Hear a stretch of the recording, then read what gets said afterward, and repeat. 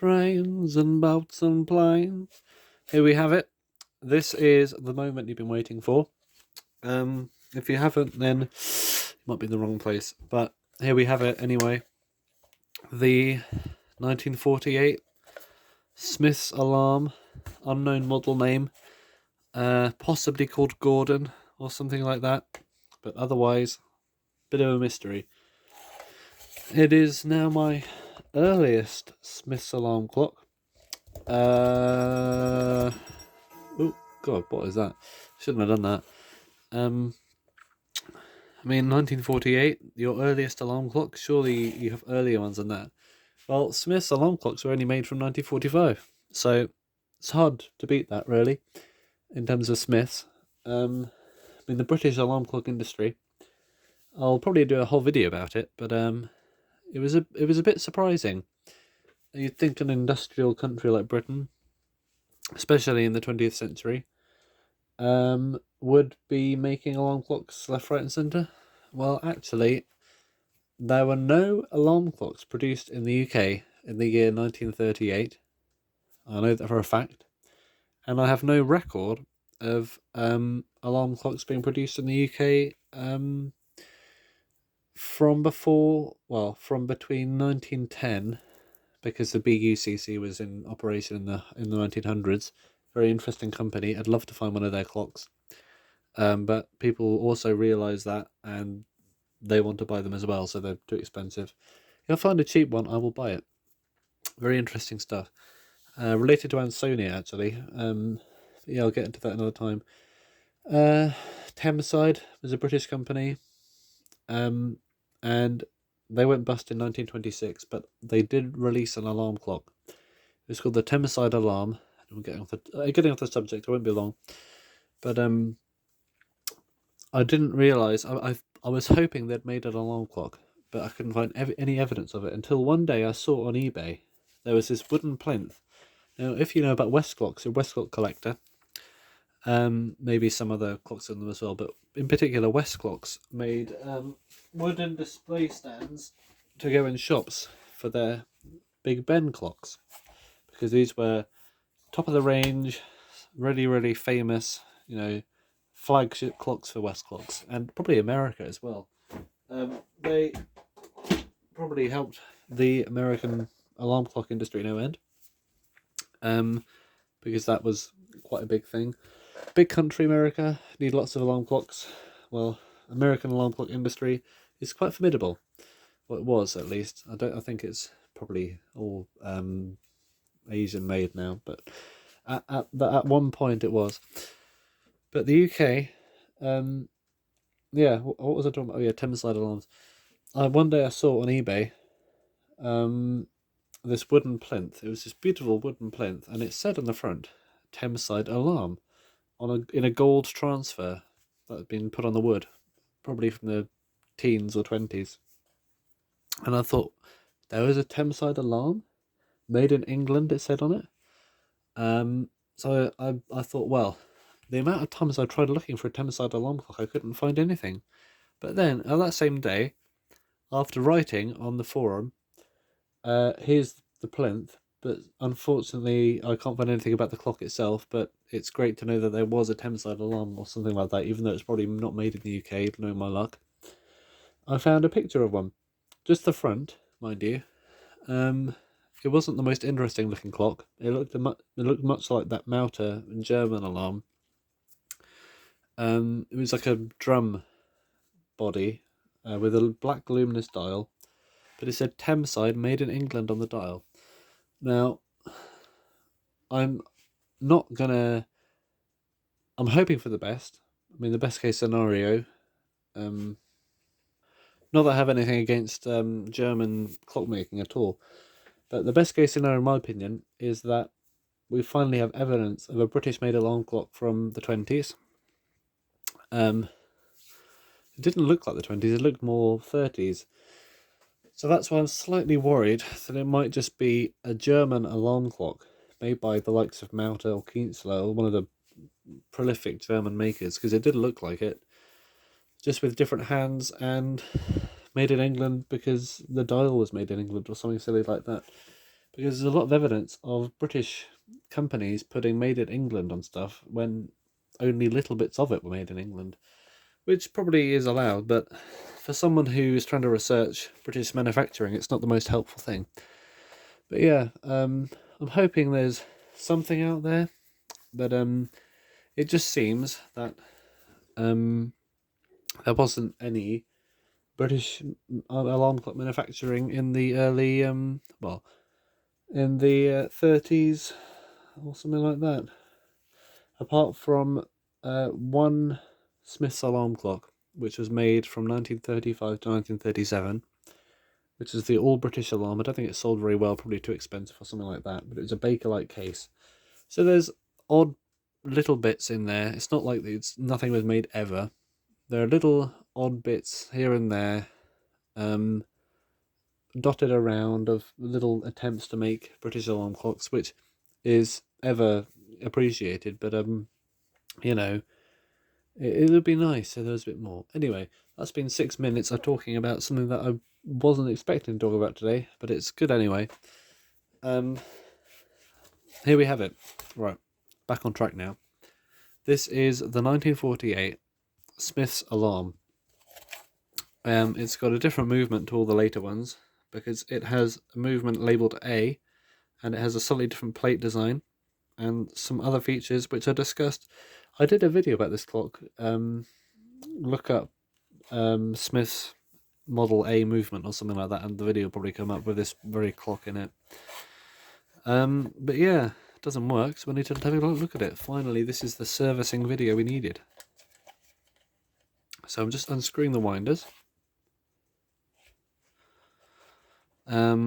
And yeah, if you want to leave a comment about what I've said earlier, or if you know of any British alarm clock manufacturing history that I'll be interested in, any would be interesting to me.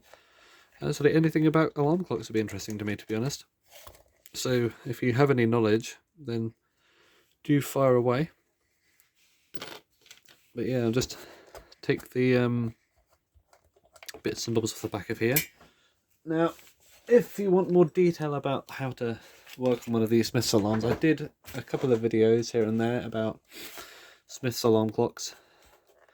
So if you want a more detailed coverage of how to dismantle and repair them, then please do look at them.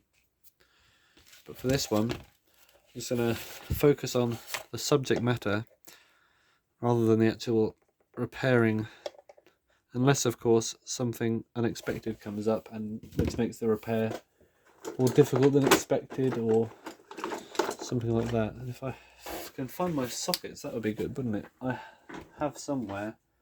Aha, here it is. Oh, blocking out the light there. This is the socket I use for Smith's alarms, and it will fit perfectly on there. Look at that. Sockets are great because you can really get a lot of force on them without scratching them up. Bit of a revelation when I started using mine, after much persuasion. And we have here a hole in the bottom, and we should be able to get our bezel off, which I believe is nickel or chrome plated, probably nickel. Very careful about it. The paint on these early ones, this is slightly lighter blue than they used starting in, well, 49 probably, and onwards. It's slightly lighter blue, and it's a more, the finish is more prone to scratching. So it didn't take much to chip all this off, although it has been around for a good 40, no not 40, 60, no, wait, hang on, 70, how long years? 76, something like that. 48, 75 years. Anyway, it's been around for a long time. Definitely outlived its life expectancy, I imagine. I don't think this was made with 75 year lifespan in mind. But it just so happens this one has survived for 75 years, unless I've got the number wrong, but whatever that number is, it's survived for that long. So we have the glass, and there's the dial, and there's the movement. and it all just came out there. So I'm going to take the hands off using this protective sheet of plastic, which I used for the first time in my last video about little Enfield mantle clock. And look at that. It's not great actually, because the screwdriver goes right through it. I think I need to pick a slightly tougher piece of plastic. And also, you don't need to, unless you really want to, you don't have to take the hour hands off these. Not yet anyway. So there's the hands. Like that, and then the dial should pop off with the hour hand attached to it. Quite a good feature, that saves a bit of work. Oop. Although you can pull it off if you want to. Put that back on there then. Now, one of the main issues with this particular clock, something I need to look at, is it won't work because I'll show you. Put the knob on the back and trying to change the time.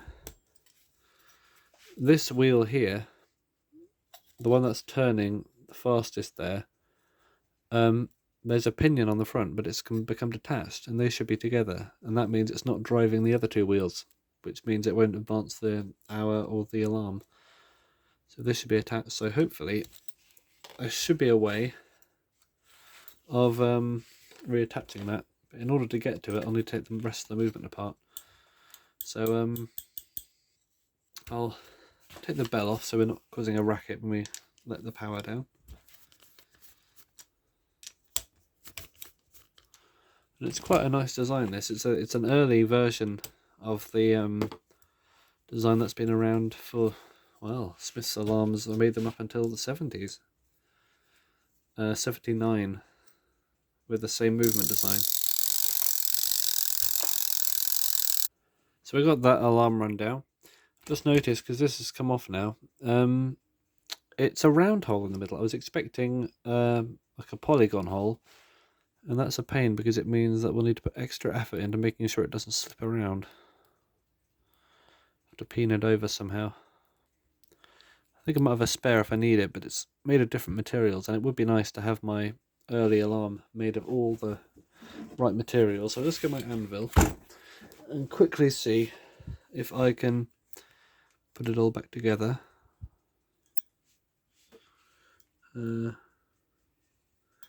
With a little bit of hammering. I don't know what caused it to come apart in the first place, but maybe it was dropped, maybe it was the force. And yeah, it seems to be wanting to go back on. Let's put it over something to get the maximum force. What should I use? This key work? Might do.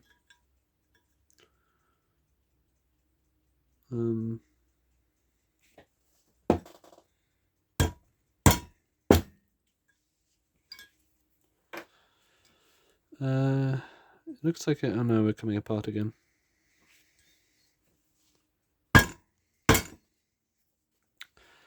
I don't want to make this irreparable, but I think we might have actually sorted it. I'll put a bit more force in it at some point as well, maybe at the end. I may as well do it now, just to make sure we're all on the right place with everything. In fact, I'll do it on my harder surface back in a second. Dun, dun, dun, dun, dun, dun. Right, let's try this.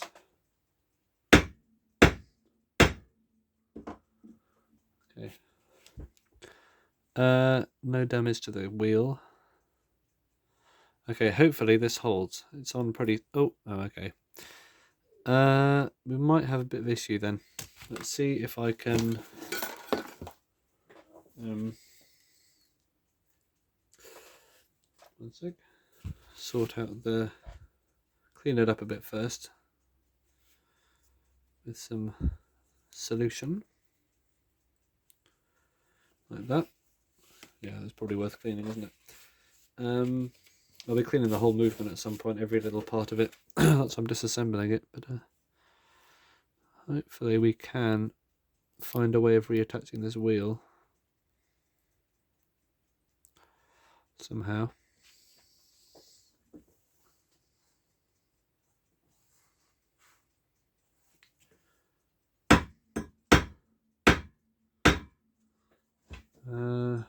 Oh, no. Yeah, I'll have to think about this. Give me a second. Okay, so I've given it a pretty rigorous hammering, and I can't seem to twist it off again. So hopefully that means that it'll withstand the movement, because I'm putting a much more force than it would withstand under normal circumstances. So hopefully that's sorted out. But just to make sure, I'll have to get this off actually first before I put it back on again. So I'll get the hairspring out, keep all the liabilities away.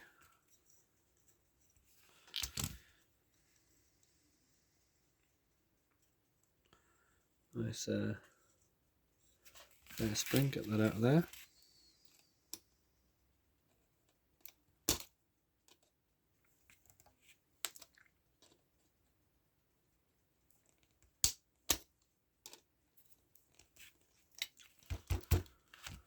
We should be getting out. There we have it.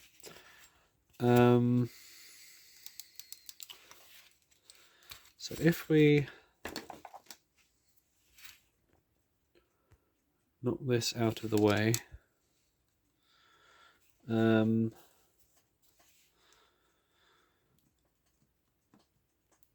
that. Oh, let's scratch up a little bit. There we go.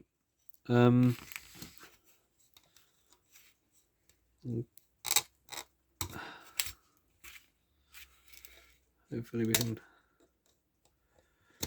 get this off.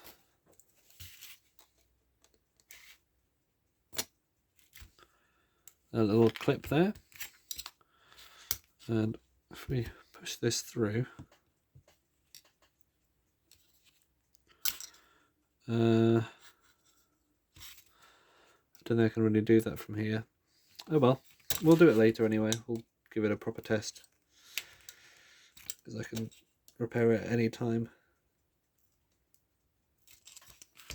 Trying to get this through that hole. It should go through, but it's a bit stiff. Common issue with these things is the end of the shaft gets oxidized even as slightly. It can mean that it won't fit through the hole.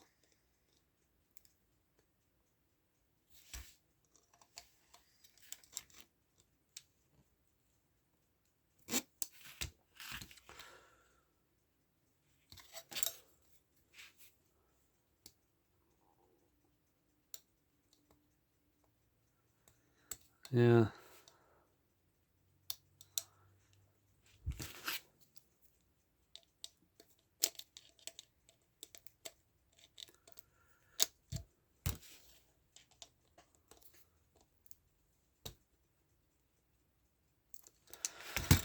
Bit of a puzzle that. It's a bit just too stiff.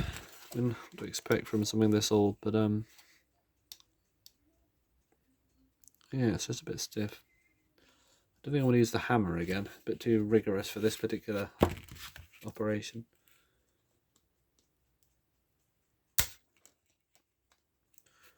Well, I do need to get it apart somehow if I want to work on it.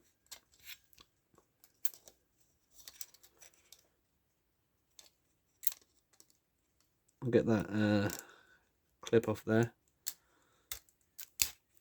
I'll give a bit more room.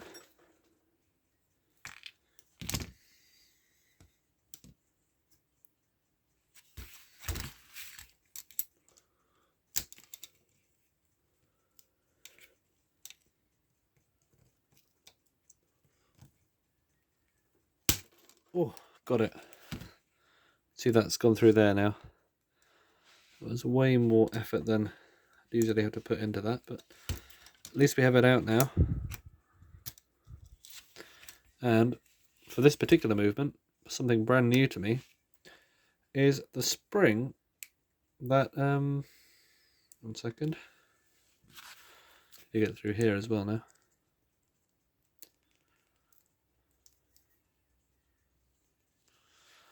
Still really stiff. I'll sort that out in a second. But the spring for the alarm is under here, where it usually, on the later ones, it's riveted down there somewhere. So this is actually a separate piece. Interesting. I think this would probably be a better idea. I don't know why they decided to change it. Oh well. Probably have their reasons that I don't know. So I think we can, the power is let down out of there, so I don't need to worry about that. I can just go ahead and dismantle it at last.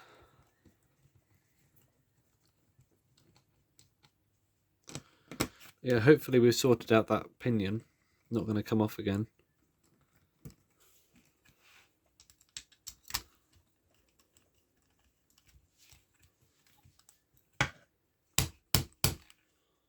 Got a little bit of a screw stuck.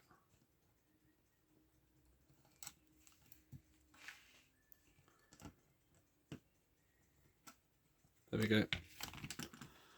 Right, I'll end this video shortly. Don't want to be too long, but let's see if we can pop these plates.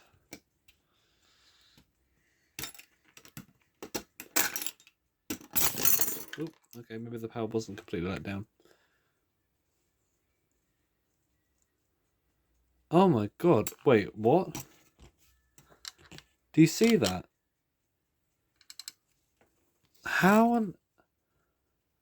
Did something fire out of the movement and destroy our balance wheel?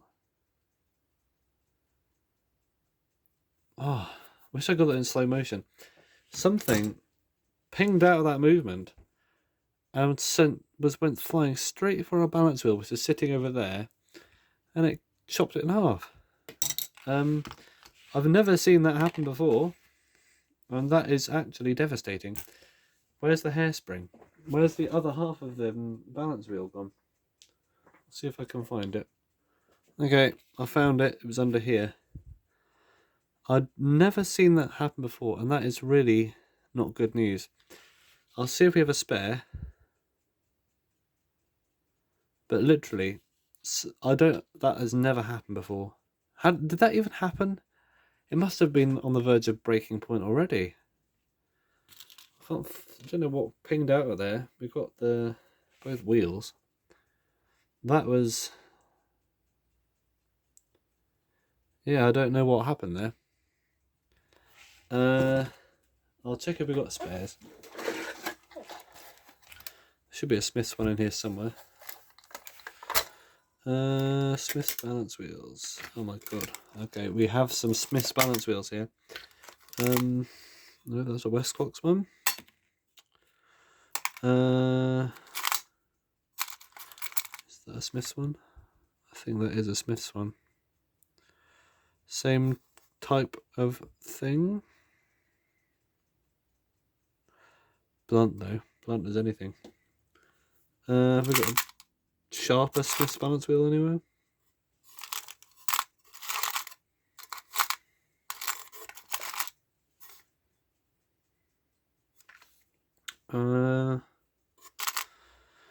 Yeah, I really don't know what happened there.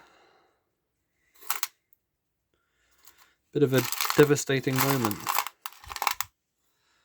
Aha, this is a good candidate.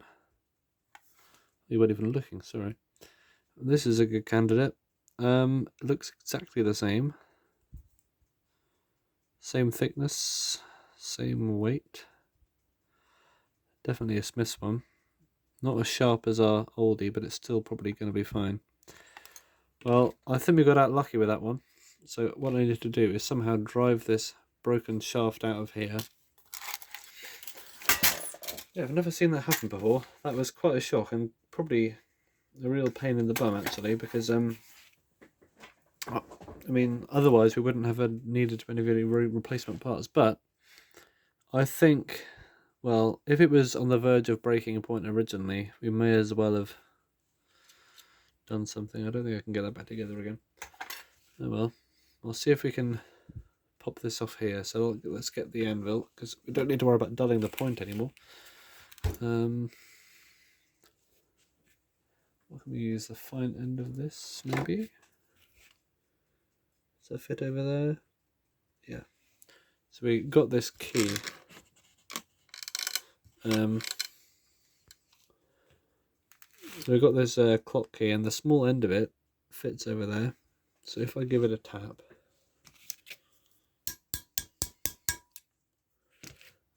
we will have, not only a key with a sharp point on it now for some reason, good for stabbing things, but we have the hairspring freed. So let's put that back onto the other thing. So which way? So luckily we have, from one of the other ones, we have an indication of what direction. Where did it go? One I saw earlier did anyway. Hang on a minute. We're going mad again. Not that one. Not that one.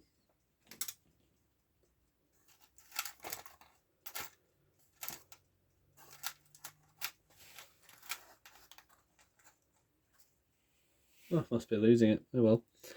Well, if we have another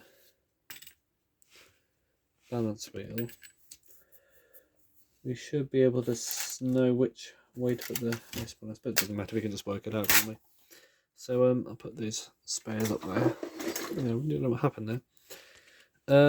So this is our good one. Get one away. So if the thing is up here, so we need the pin up there. Pin up there. The hairspring up there.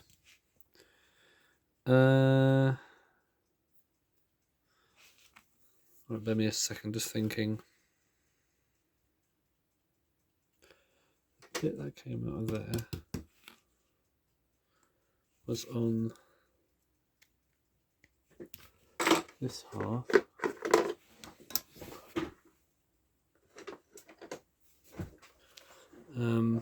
So the pin was up there. I have the spring on it. Okay, so the spring does go on the pin side. Interesting. And if it goes on there, then it'll go around there, probably end up around here. I reckon around here is where we need to put it. Luckily this soft lead should mean you don't end up ruining anything. If I can get this old point out of here. 1 second.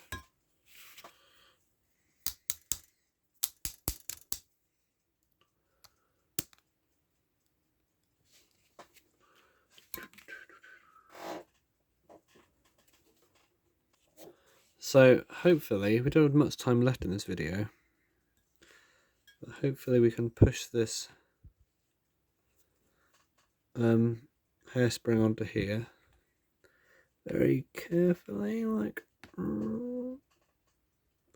do not want to break another shaft, that's for sure.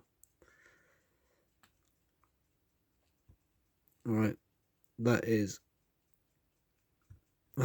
on there. Might be a bit too low now. See if we can ease it up slightly.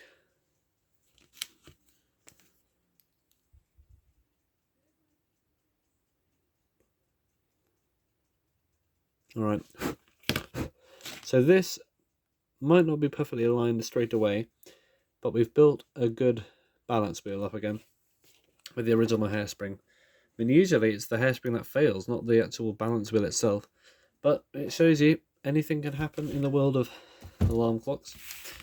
Luckily all the other parts seem to be fine. Yeah, brittle metal, that's what I'm going to say. Right. I don't think my opinion's changed much about Smith's alarms though. Not for the worse, at least. Well, probably not for the better either.